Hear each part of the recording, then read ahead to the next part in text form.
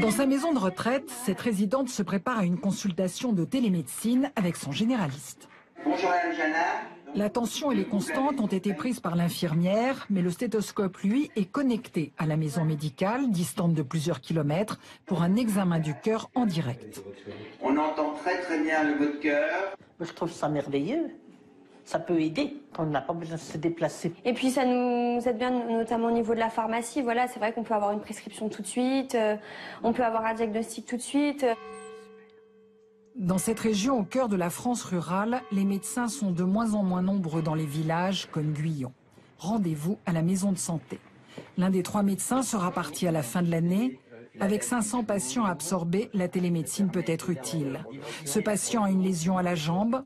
Il suffit d'une photo et d'un dossier transmis sur un site spécifique à un dermatologue. La réponse arrive dans la semaine avec un rendez-vous. Moi, je suis à 70 km ou 65 d'Auxerre. Je vais arriver, tout est prévu. C'est quand même beaucoup mieux que d'aller 2-3 fois là-bas. C'est vrai qu'en faisant comme ça, j'ai quand même gagné au minimum 2 à 3 mois. Voilà. La télémédecine ne remplacera jamais le médecin. Les pratiques vont évoluer comme tous les métiers ont évolué ces 15 dernières années. Ça doit devenir un outil performant au service des médecins et des patients. Je veux dire, il faut que ça rentre dans la pratique courante de la médecine.